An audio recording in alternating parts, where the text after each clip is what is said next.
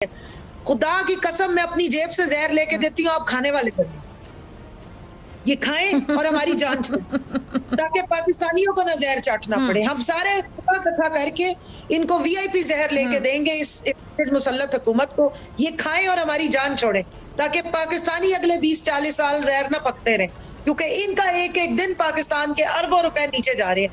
ये क्या तुर्की फतह करने गया है ये क्राइम मिनिस्टर, वहां जाके जो छनकना सा बैठ जाएगा, इससे क्या करते हैं? किसी काबिल है ये? इसकी तो शक्ल देख के इसको बात नहीं करनी आती है। दिमाग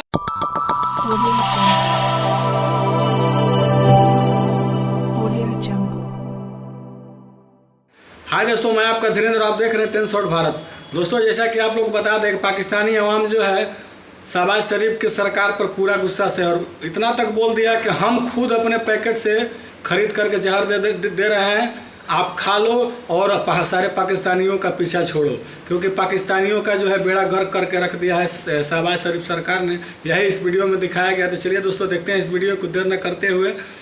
अगर हमारे वीडियो अच्छा लगेगा तो लाइक कर दीजिएगा, सब्सक्राइब कर दीजिएगा और बेल आइकन का नोटिफिकेशन ऑन पर सेट कर लीजिएगा। तो चलिए दोस्तों, देखते हैं इस वीडियो को। बताएं पंजाब में जो अच्छा कवल की मरियम की वो जो मीडिया मैनेजमेंट की जो ऑडियो लीक हुई, इस पे मैं आपका कमेंट चाहूंगी, जिसमें बकायदा ये कह रही हैं कि फिर मुझे प्राइम मिनिस्टर से बात करनी पड़ेगी। मतलब एक सवाल ज़हन में आता है कि मरियम कौन होती है मीडिया को मैनेज करने वाली, और क्यों करना चाहती हैं? फिर अगर मीडिया मैनेजमेंट का इतना शौक है तो कोई मीडिया में कोई इस तरह की फिर नौकरी ढूंढ लें जहाँ पे मैनेजमेंट का काम कर लें।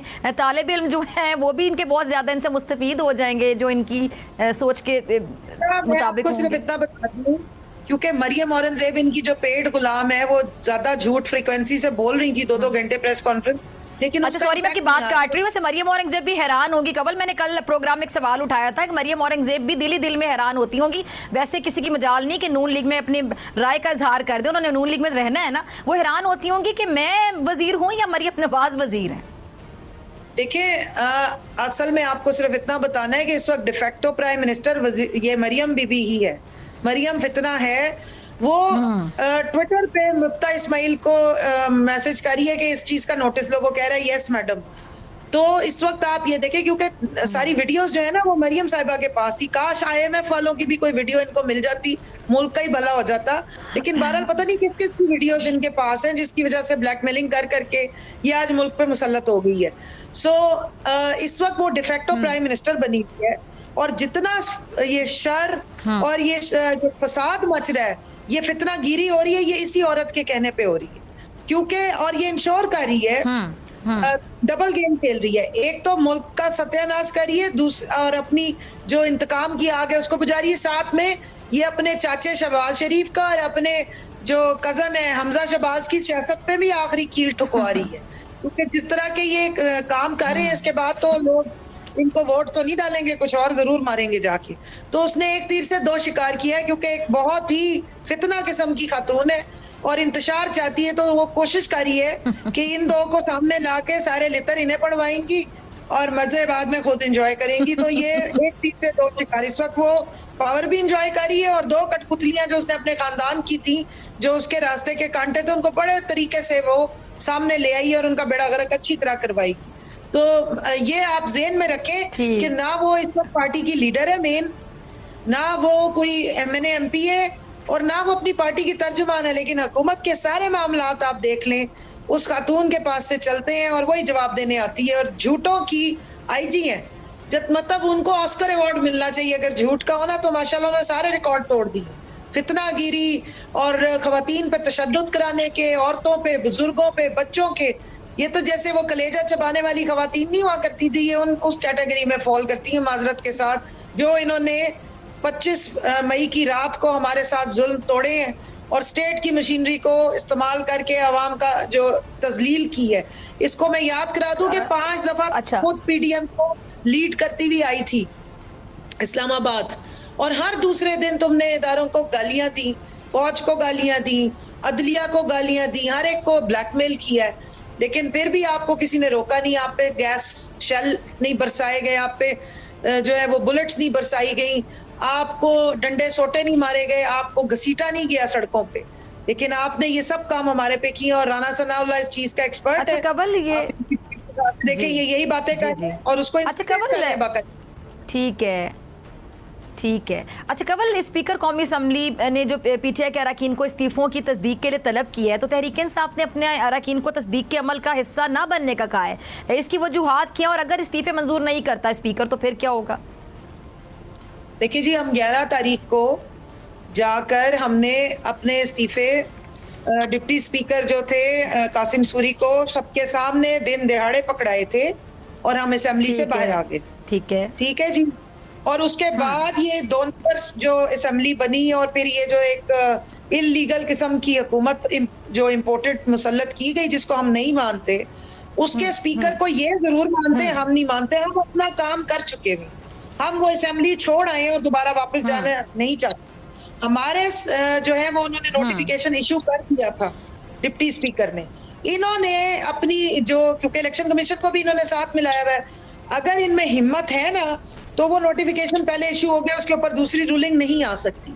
ये जरा इलेक्शन कमीशन को कह के ना तो बाय इलेक्शन कर रहे 131 हलकों पे।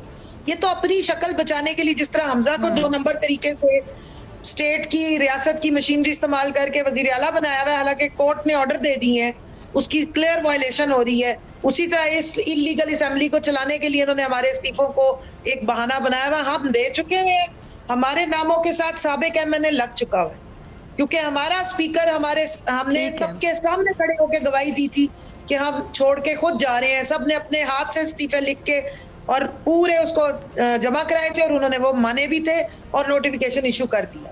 अब ये बाद में इलेक्शन कमीशन के साथ मिली भगत करके ड्रामा किया जा रहा है और एक नया शोशा छोड़ा जा रहा है कि वापस आ जाओ। हम इस 2 नंबर इसराइल और इंडियन और अमेरिकी फंडेड जो हुकूमत और असेंबली चलाई जा रही है उसमें हम बिल्कुल नहीं आए।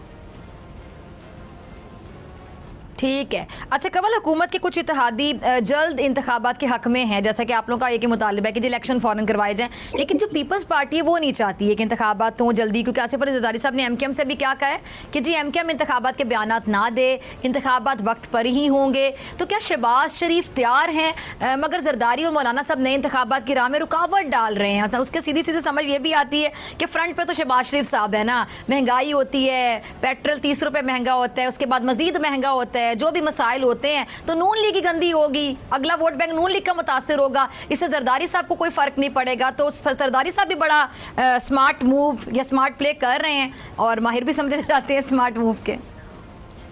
देखिए, वो स्मार्ट मूव अगर करने वाले होते तो उनकी पार्टी सिर्फ सिंध तक न रह गई होती। वो है बहुत ज्यादा अपॉर्चुनिस्ट किस्म के आदमी। उनका बेटा 27 फरवरी को एक मार्च लेके निकला था, वो जरा रिकैप कर लेना, निकाल लें आपके पास विजुअल। और उस वक्त उसका क्या बयान था कि सख्ती तहलील करके फ्रेश इलेक्शन में जाया जाए।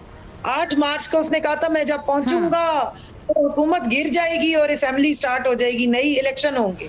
फिर उसके बाद उन्होंने घेर पघार के जब ये साइफर भी और ये सारी साजिश का वो हिस्सा बने। अब उनको ये पता है कि उनको मुफ्त की एक नौकरी मिल गई, के बेटे को ट्रेनिंग मिल रही है, एक कठपुतली उसको, जिस तरह उसको चेयरमैन बनाया गया था उसी तरह उसको वजीर खारजा बना दिया गया है। अब वो जा रहा है गली गली मोहल्ला मोहल्ला फिर रहा है, बाहर सैरें करता फिर रहा है, कभी जाके मिन्नतें करता है मेरे से लेक्चर ले लो, लोग उससे हाथ जोड़ के माफिया मांगते हैं कि हमारे से दूर हो। तो वो अब अपनी PR कर रहे हैं। वो उनका दिल है कि मेरे बेटे की इस वक्त नौकरी मिली है, इसको अमेरिकी सरकार ने खुश करने में उसका थोड़ा तजर्बा भी हो जाएगा, चलो किसी काबिल ही हो जाएगा। दूसरा, वो सिंध की हुकूमत कभी गिराना नहीं चाहते थे।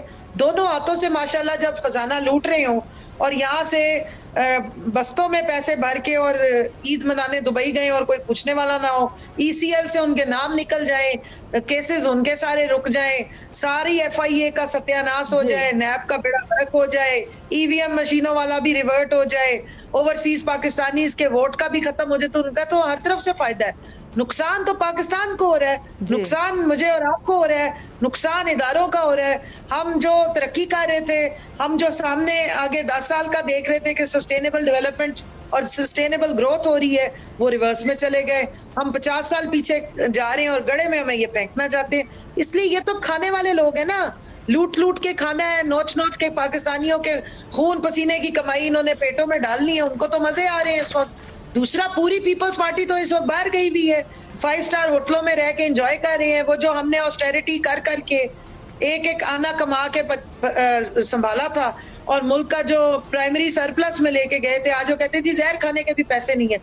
खुदा की कसम मैं अपनी जेब से जहर लेके देती हूँ, आप खाने वाले बने, ये खाएं और हमारी जान छोड़ें ताकि पाकिस्तानियों को ना जहर चाटना पड़े। हम सारे इकट्ठा करके इनको वीआईपी जहर लेके देंगे इस मुसल्लत हुकूमत को, ये खाएं और हमारी जान छोड़ें ताकि पाकिस्तानी अगले 20-40 साल जहर ना पकते रहे, क्योंकि इनका एक एक दिन पाकिस्तान के अरबों रुपए नीचे जा रहे हैं। ये क्या तुर्की फतह करने गया है ये प्राइम मिनिस्टर, वहां जाके जो छनकना सा बैठ जाएगा, इससे क्या करेंगे? किसी काबिल है ये? इसकी तो शक्ल देख के इसको बात नहीं करनी आती है, दिमाग का उसको प्रॉब्लम है। सारे खानदान पहले दिमाग के प्रॉब्लम थे सारों को, वो जो भगोड़ा आदमी बाहर गया है उसकी 90% दिमाग की शरियाने बंद है, इसका भी दिमाग का ट्यूमर था। जिस वक्त असेंबलियों में होते हैं तो उनके दिमाग खराब हो जाते हैं और जब हुकूमत में आते हैं। अच्छा कंवल, एक लाइटर नोट पे आज आपसे पूछना चाहूंगी, आखिरी मेरे पास 30 सेकंड है, इतने ये जो अल्फाज आपके पास आते हैं कई बार बड़े मतलब मज़ाहिया अल्फाज भी बोल देती हैं, ये कहाँ से आते हैं ऑन अ लाइटर नोट?